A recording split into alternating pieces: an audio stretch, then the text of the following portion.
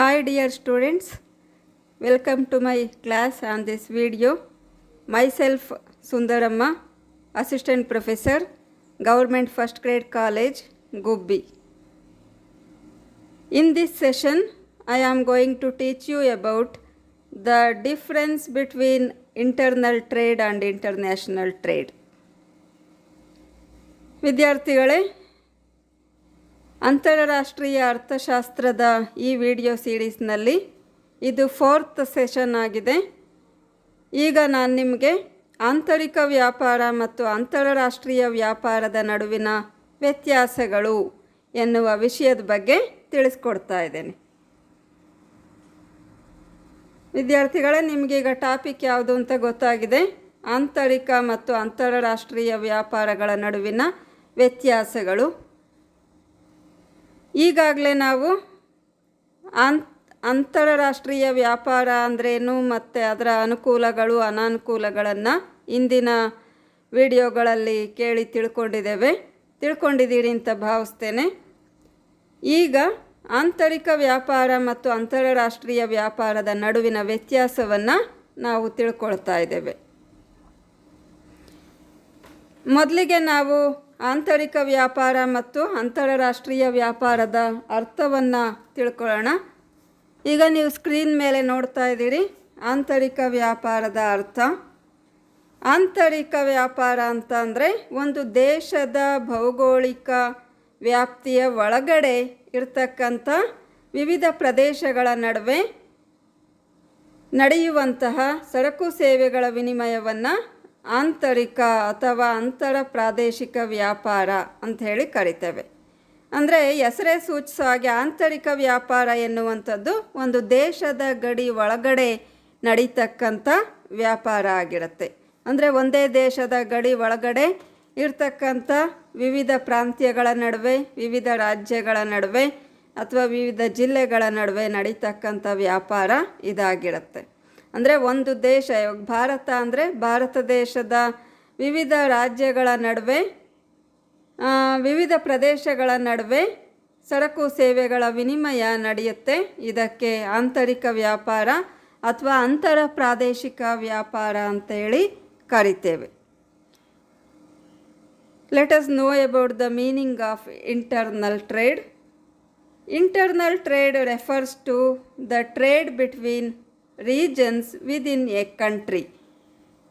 It is also known as domestic trade or home trade or inter-regional trade.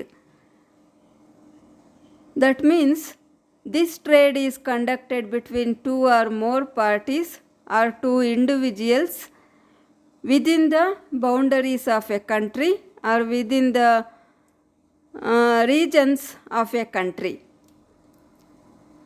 Internal trade is the trade that takes place between two parties within the geographical boundaries of a nation. It is also known as domestic trade or home trade or inter-regional trade. Understand now? That means this internal trade takes place between the persons or individuals within the countries. They may belong to different states like Karnataka and Andhra or Delhi, like that. And then let us know about the meaning of international trade. International trade is between nations or countries. That means it will take place between the persons of two countries or companies of two countries. International trade is the trade where two or more individuals from two different countries are involved or two different countries are involved in the trade. It is also known as foreign trade. ಅಂತಾರಾಷ್ಟ್ರೀಯ ವ್ಯಾಪಾರ ಅಂತ ಅಂದರೆ ಜಗತ್ತಿನ ವಿವಿಧ ಸಾರ್ವಭೌಮ ದೇಶಗಳ ನಡುವೆ ನಡೀತಕ್ಕಂಥ ವ್ಯಾಪಾರ ಆಗಿರುತ್ತೆ. ಅಂದರೆ ಬೇರೆ ಬೇರೆ ದೇಶದ ವ್ಯಕ್ತಿಗಳ ನಡುವೆ ಅಥವಾ ಕಂಪ್ನಿಗಳ ನಡುವೆ ನಡೀತಕ್ಕಂಥ ವ್ಯಾಪಾರ ವ್ಯವಹಾರಗಳು ಇದಾಗಿರ್ತವೆ. ಇದನ್ನು ನಾವು ಅಂತಾರಾಷ್ಟ್ರೀಯ ಅಂದರೆ ರಾಷ್ಟ್ರಗಳ ನಡುವೆ ನಡೀತಕ್ಕಂಥ ವ್ಯಾಪಾರ ಅಂತ ಹೇಳಿ ಕರಿತೇವೆ ವಿದ್ಯಾರ್ಥಿಗಳೇ.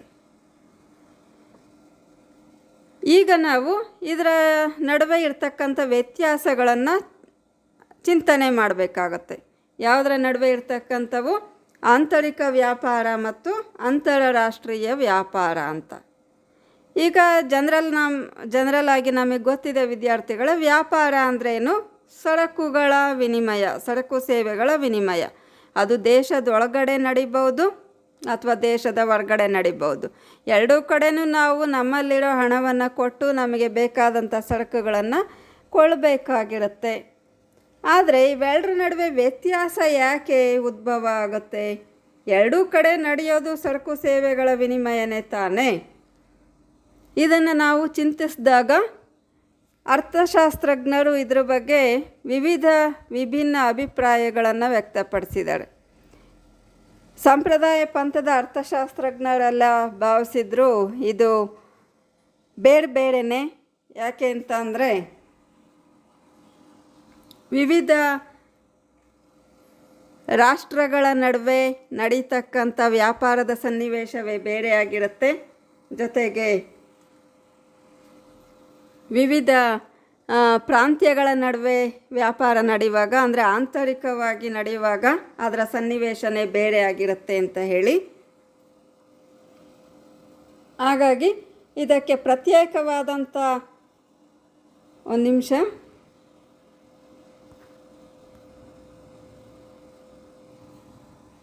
ಪ್ರತ್ಯೇಕವಾದಂಥ ವ್ಯಾಪಾರ ಸಿದ್ಧಾಂತ ಇರಬೇಕೇ ಬೇಡವೆ ಅನ್ನೋ ಬಗ್ಗೆ ತುಂಬ ಚರ್ಚೆ ನಡೆದಿತ್ತು. ಆ ಒಂದು ಹಿನ್ನೆಲೆಯಲ್ಲಿ ಸಂಪ್ರದಾಯ ಪಂಥದ ಅರ್ಥಶಾಸ್ತ್ರಜ್ಞರು ವಾದಿಸಿದರು. ಏನಂದರೆ ಆಂತರಿಕ ವ್ಯಾಪಾರಕ್ಕಿಂತ ಅಂತಾರಾಷ್ಟ್ರೀಯ ವ್ಯಾಪಾರ ತುಂಬ ವಿಭಿನ್ನವಾದ ಸನ್ನಿವೇಶ ಸಂದರ್ಭಗಳನ್ನು ಹೊಂದಿರುತ್ತೆ, ಅದು ಅನೇಕ ವ್ಯತ್ಯಾಸಗಳನ್ನು ಹೊಂದಿರುತ್ತೆ ಅಂತ ಹೇಳಿ ಅವರು ಹಲವಾರು ವ್ಯತ್ಯಾಸಗಳನ್ನು ಪಾಯಿಂಟ್ ಔಟ್ ಮಾಡಿದ್ದಾರೆ. ನಾವೀಗ ಆ ವ್ಯತ್ಯಾಸಗಳನ್ನು ಒನ್ ಬೈ ಒನ್ ತಿಳ್ಕೊಳ್ತಾ ಹೋಗೋಣ. Dear students, here we are discussing about the differences between international trade and internal trade. We have already know the meaning of these terms, isn't it? But here we have to think of the meaning of trade.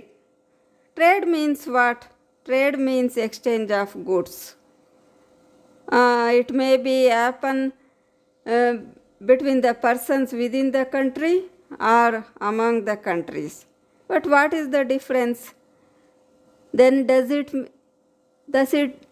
it make to the theory of trade whether these goods are made in the same country or in different countries? Why is a separate theory of international trade needed? We have to think about it now. Well, some economists argue that domestic and foreign trade are really one and the same because they both imply exchange of goods between the persons. They both aim at achieving increased production through division of labor. But there are some economists who argue that there must be a separate theory for international trade. A controversy has been going on among the economists whether there is any difference between interregional or domestic trade and international trade. Nevertheless, there are several reasons to believe the classical view that international trade is fundamentally different from interregional trade. So,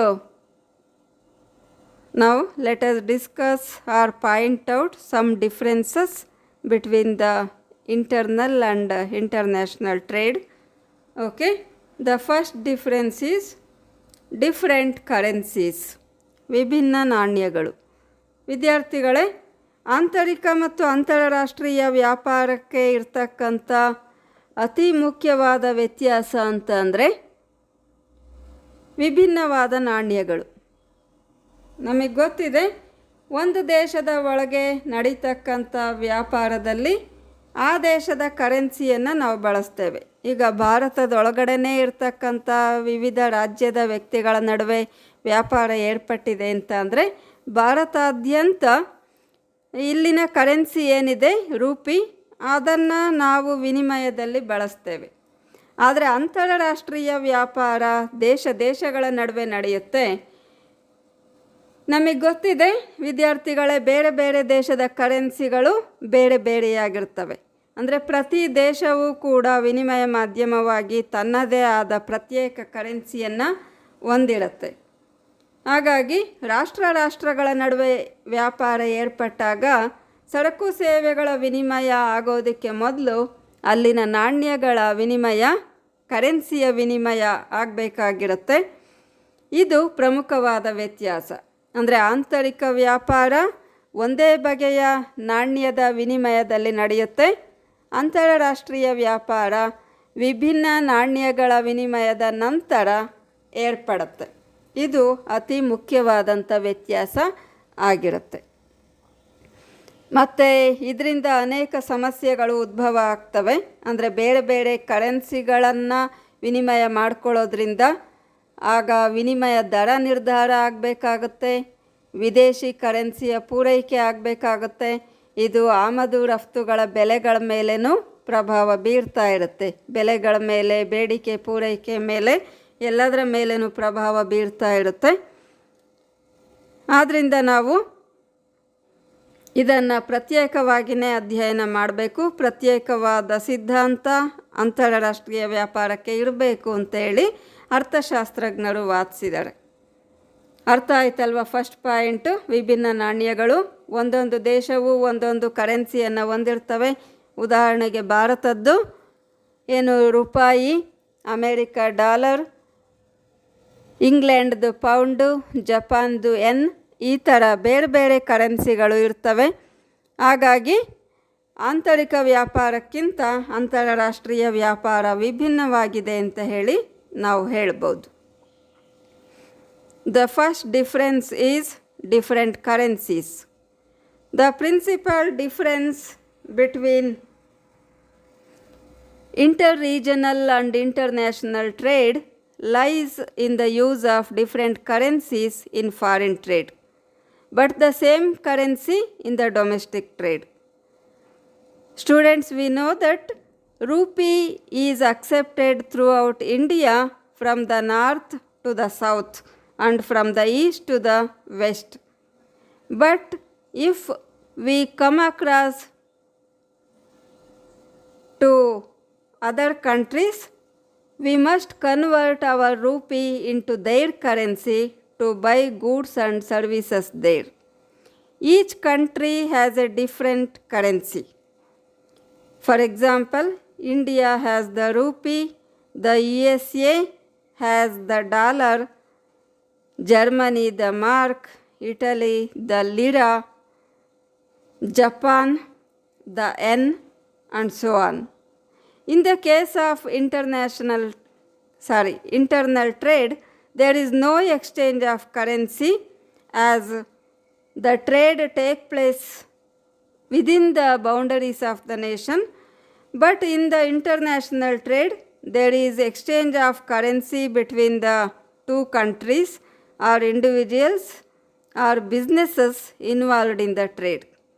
Hence, buying and selling between nations give rise to many complications which are absent in case of internal trade.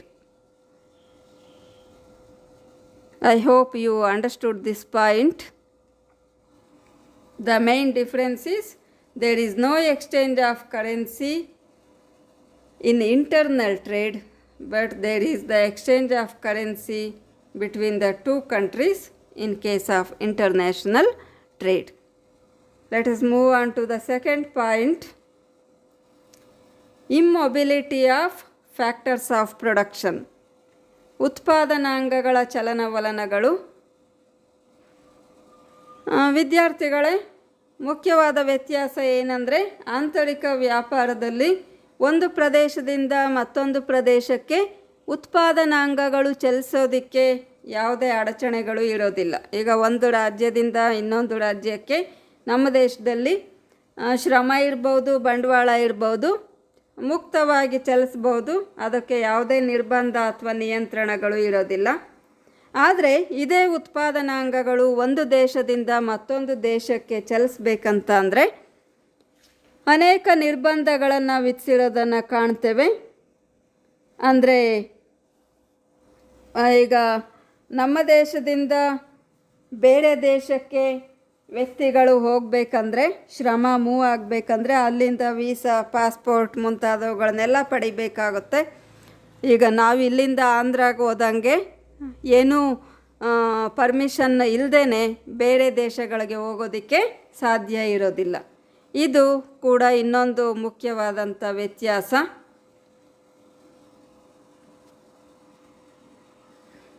So the second difference is mobility of factors of production. Students, we know that labor and capital do not move freely from one country to another as they do within the same country. There are several reasons for international immobility of factors of production. The international mobility of labor is not possible due to differences in language, culture, climate, living conditions, etc. And the other reason is high traveling expenses and immigration laws. And the third reason is racial and religious discriminations, etc. Similarly, capital is also immobile between the countries because of legal restrictions, changing rate of exchange, procedural difficulties, ignorance about investment opportunities in other countries, political instability, etc. That means there are many restrictions for mobility of labor and capital from one country to another country.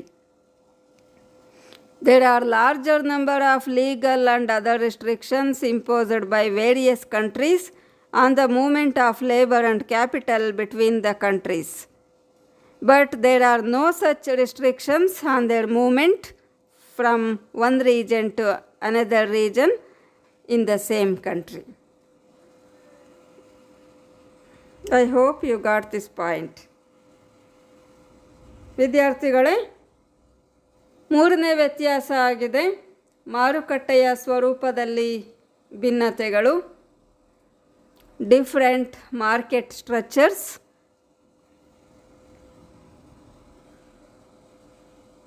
International markets are separated by differences in languages, usages, habits, tastes, fashions, etc.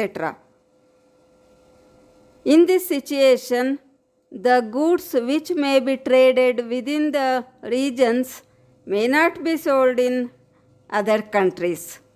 That is why, in many cases, products to be sold in foreign countries are especially designed to conform to the national characteristics of that country.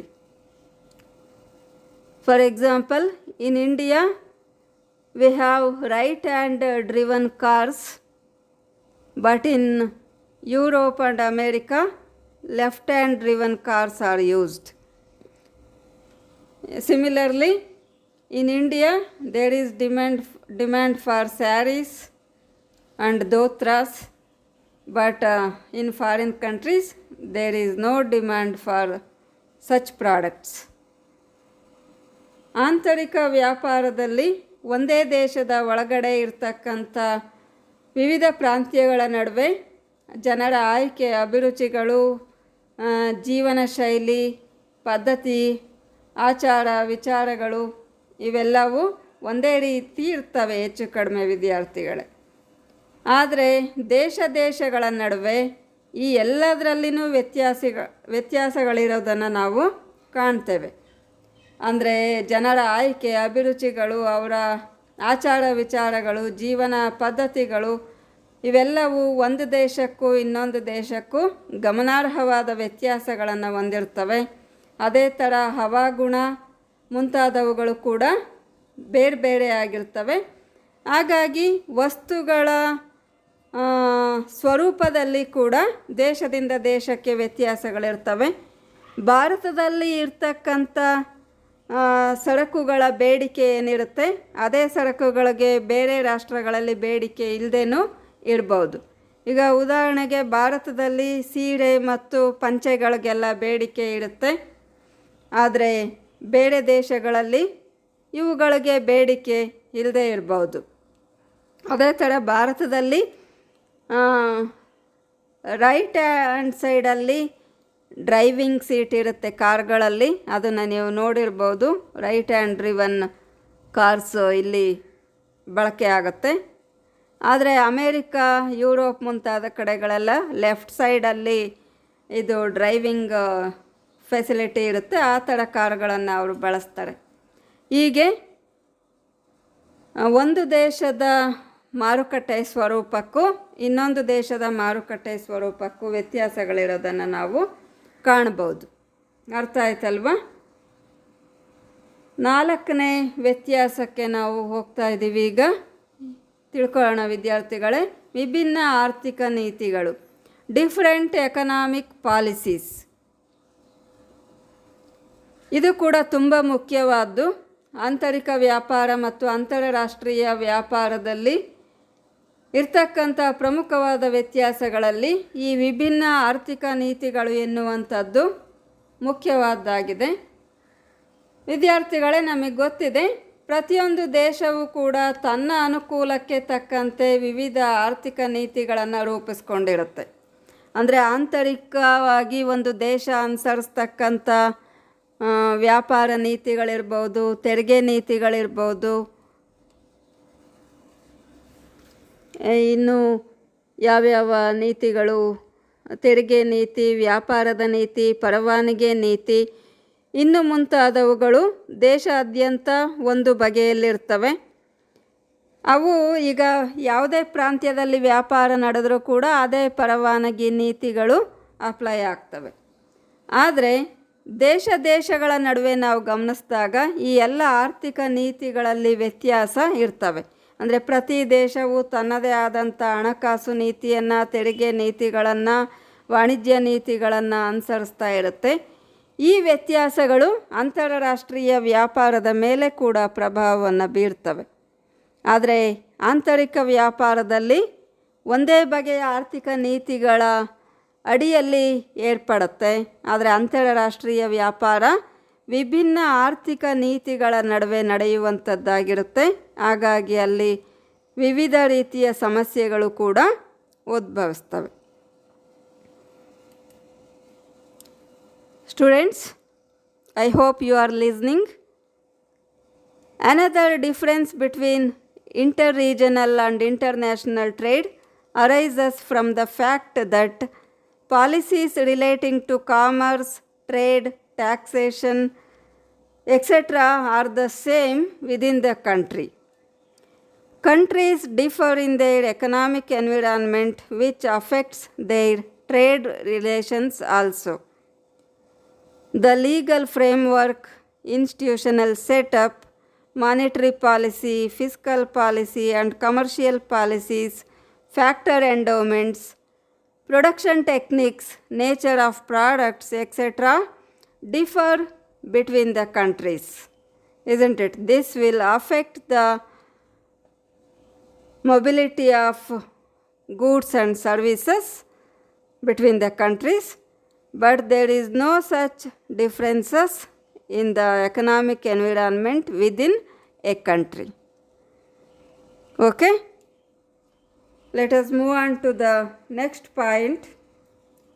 ವಿಭಿನ್ನ ರಾಜಕೀಯ ಸ್ಥಿತಿಗತಿಗಳು, different political groups or political entities.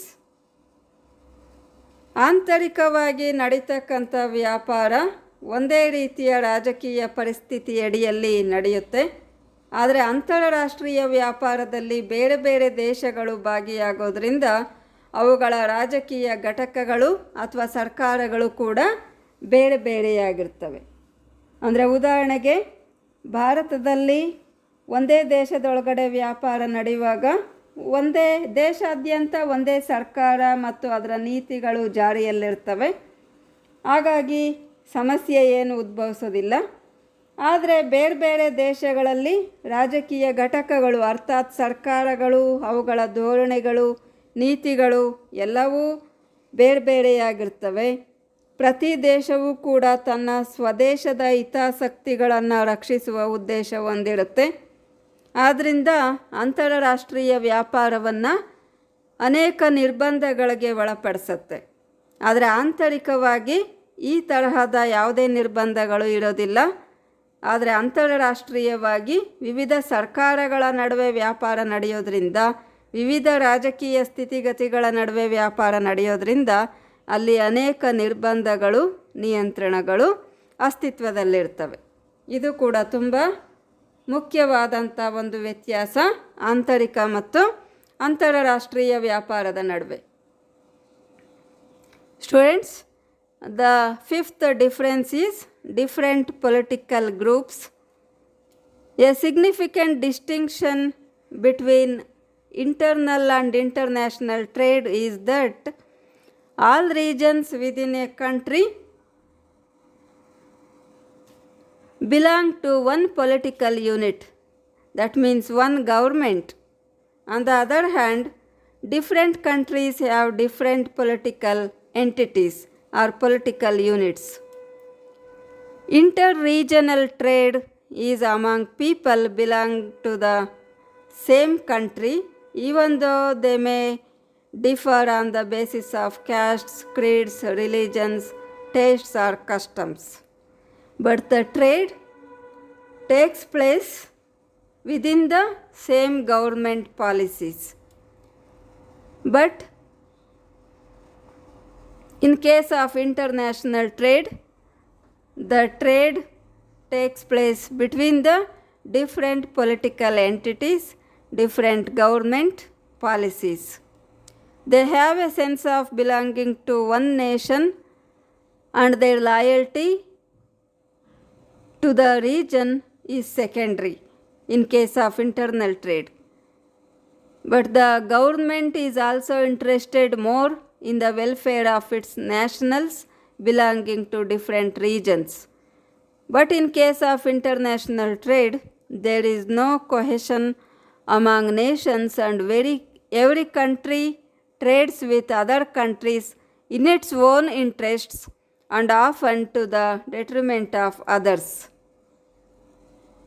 As marked by Frederick List, domestic trade is among us, international trade is between us and them. ಅರ್ಥ ಆಯ್ತಲ್ವಾ? Friedrich list ಅನ್ನೋ ಅರ್ಥಶಾಸ್ತ್ರಜ್ಞರು ಹೇಳ್ತಾರೆ, ಆಂತರಿಕ ವ್ಯಾಪಾರ ನಮ್ಮ ನಡುವೆ ನಡೆಯುವಂಥದ್ದು, ಅಂತಾರಾಷ್ಟ್ರೀಯ ವ್ಯಾಪಾರ ನಾವು ಮತ್ತು ಅವರ ನಡುವೆ ಅಂದರೆ ಬೇರೆ ದೇಶದವರ ನಡುವೆ ನಡೀತಕ್ಕಂಥದ್ದು ಅಂತ. ಚೆನ್ನಾಗಿದೆ ಸ್ಟೇಟ್ಮೆಂಟ್ ಅದು. ಸೊ ನೆಕ್ಸ್ಟ್ ಡಿಫ್ರೆನ್ಸ್, ಆರನೇ ವ್ಯತ್ಯಾಸ, ಪಾವತಿ ಶಿಲ್ಕಿನ ಸಮಸ್ಯೆ, problem of balance of payments. ಇದು ಕೂಡ ತುಂಬ ಪ್ರಮುಖವಾದ ಗಮನಾರ್ಹವಾದಂಥ ವ್ಯತ್ಯಾಸ ಆಗಿರುತ್ತೆ. ಆಂತರಿಕ ವ್ಯಾಪಾರದಲ್ಲಿ ಒಂದೇ ಕರೆನ್ಸಿಯಲ್ಲಿ ವಿನಿಮಯ ನಡೆಯೋದ್ರಿಂದ ಯಾವುದೇ ಈ ಪಾವತಿ ಶಿಲ್ಕಿನ ಸಮಸ್ಯೆ ಉದ್ಭವಿಸೋದಿಲ್ಲ. ಆದರೆ ಅಂತಾರಾಷ್ಟ್ರೀಯ ವ್ಯಾಪಾರ ಬೇರೆ ಬೇರೆ ದೇಶಗಳ ವಿವಿಧ ಕರೆನ್ಸಿಗಳ ವಿನಿಮಯದ ಮೂಲಕ ನಡೀತಾ ಇರುತ್ತೆ. ಹಾಗಾಗಿ ಅದರಲ್ಲಿ ಪಾವತಿ ಶಿಲ್ಕಿನ ಸಮಸ್ಯೆ ಉದ್ಭವಿಸುತ್ತೆ. ಯಾಕೆ ಅಂದರೆ ಈಗ ನಾವು ನಮ್ಮ ದೇಶದವರು ಬೇರೆ ರಾಷ್ಟ್ರಗಳಿಂದ ಸರಕನ್ನು ತರಿಸ್ಕೊಂಡಾಗ, ಆಮದು ಮಾಡಿಕೊಂಡಾಗ ಆ ದೇಶದ ಕರೆನ್ಸಿಯಲ್ಲಿ ಹಣವನ್ನು ಪಾವತಿ ಮಾಡಬೇಕಾಗಿರುತ್ತೆ.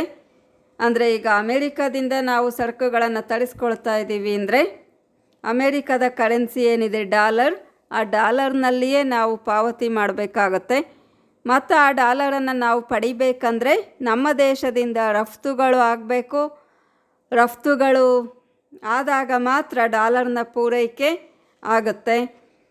ಆ ನಡುವೆ ಡಾಲರ್ ಮತ್ತು ರೂಪಾಯಿಯ ವಿನಿಮಯ ದರಗಳು ಕೂಡ ನಿಗದಿಯಾಗಬೇಕಾಗತ್ತೆ. ಇಲ್ಲಿ ಯಾವ್ಯಾವ ದೇಶದ ಕರೆನ್ಸಿಗೆ ಬೇಡಿಕೆ ಎಷ್ಟಿರುತ್ತೆ, ಪೂರೈಕೆ ಎಷ್ಟಿರುತ್ತೆ ಎನ್ನುವಂಥದ್ದು ಕೂಡ ಆಯಾ ದೇಶದ ರಫ್ತು ಸಾಮರ್ಥ್ಯಗಳನ್ನು ಮತ್ತು ಆಮದು ಪ್ರಮಾಣಗಳನ್ನು ಅವಲಂಬಿಸಿರುತ್ತೆ. ಹಾಗಾಗಿ ಇಲ್ಲಿ ಅನೇಕ ಸಮಸ್ಯೆಗಳು ಉದ್ಭವಿಸ್ತವೆ ವಿದ್ಯಾರ್ಥಿಗಳೇ. ಇದರ ಬಗ್ಗೆ ಸಪ್ರೇಟ್ ಟಾಪಿಕ್ಕೇ ಇದೆ ಮುಂದಿನ ಚಾಪ್ಟರ್ಗಳಲ್ಲಿ. ಆಗ ನೀವು ಡೀಟೇಲಾಗಿ ಇದ್ರ ಬಗ್ಗೆ ತಿಳ್ಕೊಳ್ಬೋದು. ಬಟ್ ಈಗ ನೀವಿಷ್ಟೇ ತಿಳ್ಕೊಳ್ಳಿ, ಏನಂದರೆ ಪಾವತಿ ಶಿಲ್ಕಿನ ಸಮಸ್ಯೆ ಆಂತರಿಕ ವ್ಯಾಪಾರದಲ್ಲಿ ಉದ್ಭವಿಸೋದಿಲ್ಲ, ಅಂತಾರಾಷ್ಟ್ರೀಯ ವ್ಯಾಪಾರದಲ್ಲಿ ಉದ್ಭವಿಸುತ್ತೆ ಅಂತ. ಈ ವ್ಯತ್ಯಾಸ ನೀವು ಗಮನದಲ್ಲಿ ಇಟ್ಕೊಂಡಿರಿ. ಬಟ್ ಅದು ಯಾವ್ಯಾವ ರೀತಿ ಸಮಸ್ಯೆಗಳು ಹೇಗೆ ಉದ್ಭವಿಸ್ತವೆ ಮತ್ತು ಅದನ್ನು ಹೇಗೆ ಪರಿಹರಿಸ್ಕೊಳ್ಬೇಕು, ಈ ಮುಂತಾದವುಗಳನ್ನೆಲ್ಲ ನಾವು ಮುಂದಿನ ಕ್ಲಾಸ್ಗಳಲ್ಲಿ ತಿಳ್ಕೊಳ್ತೇವೆ. Another important point which distinguishes international trade from interregional trade is the problem of balance of payments. The problem of balance of payments is common in international trade, while regions within a country have no such problem. This is because there is greater mobility of capital within regions than between countries. Further, the policies which a country chooses to correct its disequilibrium in the balance of payments may give rise to a number of other problems. If it adopts deflation or devaluation or restrictions on imports or the movement of currency, they create further problems. But such problems do not arise in the case of interregional trade. I hope you understood this point. The main difference is there is no balance of payments problem in case of internal trade, but the problem exists in case of international trade. That is the main difference. Okay. Next, let us move on to the 7th point, which is different transport costs. ಸಾರಿಗೆಯ ವೆಚ್ಚ. ವಿದ್ಯಾರ್ಥಿಗಳೇ, ಸರಕು ಸೇವೆಗಳು ಒಂದು ಸ್ಥಳದಿಂದ ಮತ್ತೊಂದು ಸ್ಥಳಕ್ಕೆ ಸಾಗಾಣಿಕೆ ಆಗಬೇಕಂದ್ರೆ ಅಲ್ಲಿ ಸಾರಿಗೆ ವೆಚ್ಚ ಅಸ್ತಿತ್ವದಲ್ಲಿರುತ್ತೆ. ಇದರಲ್ಲಿ ಕಂಪ್ಯಾರಿಟಿವ್ಲಿ ಹೋಲಿಕಾತ್ಮಕವಾದ ಒಂದು ವ್ಯತ್ಯಾಸಗಳನ್ನು ನಾವು ಗುರುತಿಸ್ಬೋದು. ಅಂದರೆ ಅಂತಾರಾಷ್ಟ್ರೀಯ ವ್ಯಾಪಾರಕ್ಕಿಂತ ಆಂತರಿಕ ವ್ಯಾಪಾರದಲ್ಲಿ ಭೌತಿಕವಾಗಿ ಕಡಿಮೆ ದೂರ ಒಳಗೊಂಡಿರುತ್ತೆ. ಆದ್ದರಿಂದ ಸಾರಿಗೆ ವೆಚ್ಚಗಳು ಕೂಡ ಕಡಿಮೆ ಇರ್ತವೆ. ಸಾರಿಗೆ ವೆಚ್ಚ, ಸಾರಿಗೆಗೆ ತಗಲ್ತಕ್ಕಂಥ ಕಾಲಾವಧಿ, ಸರಕುಗಳ ವಿಮೆ ಇವೆಲ್ಲವೂ ಕೂಡ ಕಡಿಮೆ ಪ್ರಮಾಣದಲ್ಲಿರ್ತವೆ. ಕಡಿಮೆ ಇನ್ ದ ಸೆನ್ಸ್ ಅಂತಾರಾಷ್ಟ್ರೀಯ ವ್ಯಾಪಾರಕ್ಕಿಂತ ಕಡಿಮೆ ಇರ್ತವೆ ಅಂತ ಹೇಳಿ ನಾವು ಹೇಳ್ಬೋದು. ಆದರೆ ಅಂತಾರಾಷ್ಟ್ರೀಯ ವ್ಯಾಪಾರ ದೇಶಗಳ ನಡುವೆ ನಡೀತಕ್ಕಂಥದ್ದು. ಹಾಗಾಗಿ ಇದು ಆಂತರಿಕ ವ್ಯಾಪಾರಕ್ಕಿಂತಲೂ ಹೆಚ್ಚಿನ ದೂರವನ್ನು ಒಳಗೊಂಡಿರುತ್ತೆ. ಅದರಿಂದ ಸಾರಿಗೆ ವೆಚ್ಚ ಕೂಡ ಹೆಚ್ಚಾಗುತ್ತೆ, ಜೊತೆಗೆ ಸಾರಿಗೆ ಕಾಲಾವಧಿ ಕೂಡ ಹೆಚ್ಚಾಗುತ್ತೆ. ಸರಕುಗಳ ವಿಮೆ ಕೂಡ ಆಂತರಿಕ ವ್ಯಾಪಾರಕ್ಕಿಂತಲೂ ಹೆಚ್ಚಾಗಿರುತ್ತೆ. ಇದು ಮುಖ್ಯವಾದಂಥ ವ್ಯತ್ಯಾಸ. ಅಂದರೆ ಆಂತರಿಕ ವ್ಯಾಪಾರದಲ್ಲಿ ಸಾರಿಗೆ ವೆಚ್ಚ, ಕಾಲಾವಧಿ, ಸರಕುಗಳ ವಿಮೆ ಇವೆಲ್ಲವೂ ಕಡಿಮೆ ಪ್ರಮಾಣದಲ್ಲಿರುತ್ತೆ. ಅಂತಾರಾಷ್ಟ್ರೀಯ ವ್ಯಾಪಾರದಲ್ಲಿ ಇವು ಹೆಚ್ಚಿನ ಪ್ರಮಾಣದಲ್ಲಿ ಇರ್ತವೆ. ಇದು ಕೂಡ ತುಂಬ ಮುಖ್ಯವಾದಂಥ ವ್ಯತ್ಯಾಸ. The 7th point is different transport costs. Transportation cost is less when trade is taking place within the borders of a country, but comparatively higher in case of international trade. The risks involved in transporting goods increase with the distance and the frequency with which the goods are handled. Hence, there is greater chance of loss, damage, or delay when sending goods from one country to other country. Understood? The main difference is transportation cost is less in case of internal trade, but it is higher. That means comparatively higher in case of international trade. Okay. Next 8ನೇ ಅಂಶ ಆಗಿದೆ ನಿಯಂತ್ರಣಗಳು ಮತ್ತು ನಿರ್ಬಂಧಗಳು. Restrictions on trade. ಆಂತರಿಕ ವ್ಯಾಪಾರದಲ್ಲಿ ಇದು ಒಂದು ದೇಶದ ಗಡಿ ಒಳಗೇನೆ ನಡೆಯೋದ್ರಿಂದ ಯಾವುದೇ ರೀತಿಯ ನಿಯಂತ್ರಣಗಳು ಇರೋದಿಲ್ಲ. ಅಂದರೆ ಸರಕು ಸೇವೆಗಳ ಮಾರಾಟಕ್ಕೆ, ಸಾಗಾಣಿಕೆಗೆ ಅತಿಯಾದ ನಿಯಂತ್ರಣಗಳು ಇರೋದಿಲ್ಲ. ಆದರೆ ಅಂತಾರಾಷ್ಟ್ರೀಯ ವ್ಯಾಪಾರದಲ್ಲಿ ವಿವಿಧ ಕಾರಣಗಳಿಗಾಗಿ ಅನೇಕ ನಿಯಂತ್ರಣಗಳು ವಿಧಿಸಲ್ಪಟ್ಟಿರ್ತವೆ. ಅಂದರೆ ಮುಕ್ತವಾಗಿರೋದಿಲ್ಲ. ಆಂತರಿಕವಾಗಿ ಒಂದು ಪ್ರಾಂತ್ಯದಿಂದ ಮತ್ತೊಂದು ಪ್ರಾಂತ್ಯಕ್ಕೆ ನಡೆಯೋ ವ್ಯಾಪಾರಕ್ಕೆ ಯಾವುದೇ ನಿರ್ಬಂಧಗಳು, ನಿಯಂತ್ರಣಗಳು ಇರೋದಿಲ್ಲ. ಅರ್ಥಾತ್ ಅದು ಮುಕ್ತವಾಗಿರುತ್ತೆ. ಆದರೆ ಅಂತಾರಾಷ್ಟ್ರೀಯ ವ್ಯಾಪಾರದಲ್ಲಿ ಅನೇಕ ನಿರ್ಬಂಧ, ನಿಯಂತ್ರಣಗಳು ವಿಧಿಸಲ್ಪಡ್ತವೆ. ಅಂದರೆ ಉದಾಹರಣೆಗೆ ಸುಂಕಗಳು, ಕೋಟಾಗಳು, ಪರವಾನಗಿಗಳು, ವಿನಿಮಯ ನಿಯಂತ್ರಣ ಮುಂತಾದವುಗಳನ್ನೆಲ್ಲ ಅಂತಾರಾಷ್ಟ್ರೀಯ ವ್ಯಾಪಾರದಲ್ಲಿ ವಿವಿಧ ದೇಶಗಳು ವಿಧಿಸಿರ್ತವೆ, ಹೇರಿರ್ತವೆ. ಆದರೆ ಆಂತರಿಕ ವ್ಯಾಪಾರದಲ್ಲಿ ಈ ಯಾವುದೇ ನಿಯಂತ್ರಣಗಳು ಇರೋದಿಲ್ಲ. ಅರ್ಥ ಆಯ್ತಲ್ವ ವ್ಯತ್ಯಾಸ? ಆಂತರಿಕ ವ್ಯಾಪಾರ ಹೆಚ್ಚು ಕಡಿಮೆ ಮುಕ್ತವಾಗಿರುತ್ತೆ, ಅಧಿಕವಾದ ನಿಯಂತ್ರಣ ನಿರ್ಬಂಧಗಳಿರೋದಿಲ್ಲ. ಆದರೆ ಅಂತಾರಾಷ್ಟ್ರೀಯ ವ್ಯಾಪಾರದಲ್ಲಿ ಅನೇಕ ನಿಯಂತ್ರಣ ನಿರ್ಬಂಧಗಳು ಹೇರಲ್ಪಟ್ಟಿರ್ತವೆ.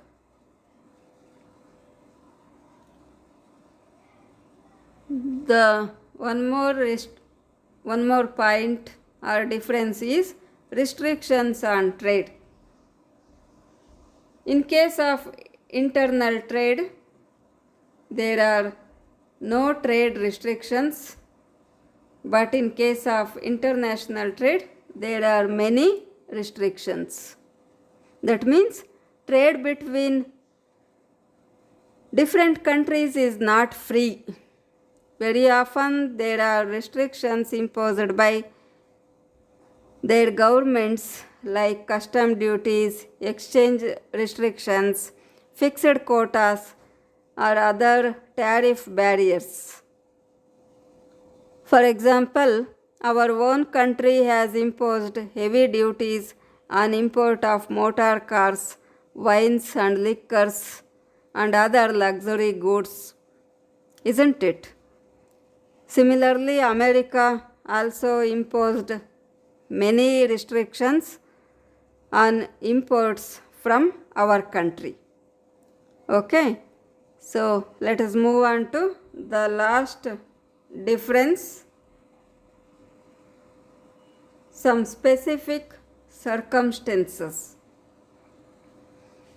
Students, we know that international trade is a complex activity involving multiple countries and currencies, commodities and capital flow across countries. Hence, it requires separate rules and regulations. It should be monitored by international level organizations also. All these aspects are mentioned under the head global economic organizations like WTO, IMF, IBRD, EEC, etc. That means the international trade has to be happen under specific circumstances which does not exist in case of internal trade. ವಿದ್ಯಾರ್ಥಿಗಳೇ, ಆಂತರಿಕ ವ್ಯಾಪಾರದಲ್ಲಿ ಅಂಥ ವಿಶಿಷ್ಟ ಸಂದರ್ಭಗಳು ಯಾವುವೂ ಇರೋದಿಲ್ಲ. ಆದರೆ ಅಂತಾರಾಷ್ಟ್ರೀಯ ವ್ಯಾಪಾರದಲ್ಲಿ ಅನೇಕ ವಿಭಿನ್ನವಾದ ಸನ್ನಿವೇಶ ಸಂದರ್ಭಗಳು ಎದುರಾಗ್ತವೆ. ಅಂತ ಅಂದರೆ ಇತ್ತೀಚೆಗೆ ಅಂತಾರಾಷ್ಟ್ರೀಯ ವ್ಯವಹಾರಗಳ ಪ್ರಮಾಣ ತುಂಬ ಹೆಚ್ಚಾಗೋದ್ರಿಂದ ಈ ವ್ಯಾಪಾರವನ್ನು ನಿಯಂತ್ರಿಸೋದಕ್ಕೆ, ನಿರ್ದೇಶಿಸೋದಕ್ಕೆ ಅಂತಾರಾಷ್ಟ್ರೀಯ ಮಟ್ಟದಲ್ಲಿ ಅನೇಕ ಒಕ್ಕೂಟಗಳು ರಚನೆಯಾಗಿದ್ದಾವೆ. ತಮ್ಮದೇ ಆದಂಥ ಗುಂಪುಗಳನ್ನು ಕೆಲವು ರಾಷ್ಟ್ರಗಳು ರಚನೆ ಮಾಡಿಕೊಂಡಿದ್ದಾವೆ. ಉದಾಹರಣೆಗೆ ಯುರೋಪಿನ ಆರ್ಥಿಕ ಒಕ್ಕೂಟ, ಲ್ಯಾಟಿನ್ ಅಮೆರಿಕೆಯ ರಾಷ್ಟ್ರಗಳ ಮುಕ್ತ ವ್ಯಾಪಾರ ಬಣ, ವಿಶ್ವ ವ್ಯಾಪಾರ ಸಂಘಟನೆ ಇತ್ಯಾದಿಯಾಗಿ. ಅಂದರೆ ಅಂತಾರಾಷ್ಟ್ರೀಯ ವ್ಯಾಪಾರ ಈ ಅಂತಾರಾಷ್ಟ್ರೀಯ ಮಟ್ಟದ ಸಂಸ್ಥೆಗಳ ಒಂದು ನಿರ್ದೇಶನದಡಿಯಲ್ಲಿ ನಡಿಬೇಕಾಗಿರುತ್ತೆ. ಆದರೆ ಈ ಥರದ ಸಮಸ್ಯೆಗಳು ಆಂತರಿಕ ವ್ಯಾಪಾರದಲ್ಲಿ ಉದ್ಭವಿಸೋದಿಲ್ಲ. ಈ ಒಕ್ಕೂಟಗಳಲ್ಲಿ ಯಾವ ದೇಶಗಳು ಸದಸ್ಯತ್ವ ಪಡೆದಿರ್ತವೋ ಆ ಎಲ್ಲ ದೇಶಗಳು ಈ ಒಕ್ಕೂಟ ನಿಗದಿಪಡಿಸ್ತಕ್ಕಂಥ ನಿಯಮಗಳಿಗನುಸಾರವಾಗಿ ವ್ಯಾಪಾರವನ್ನು ನಡೆಸಬೇಕಾಗಿರುತ್ತೆ. ಆದರೆ ಈ ಸ್ಥಿತಿ ಆಂತರಿಕ ವ್ಯಾಪಾರದಲ್ಲಿ ಕಂಡುಬರೋದಿಲ್ಲ. ವ್ಯತ್ಯಾಸ ಅಲ್ವಾ? ಇವು ಪ್ರಮುಖವಾದಂಥ ವ್ಯತ್ಯಾಸಗಳು.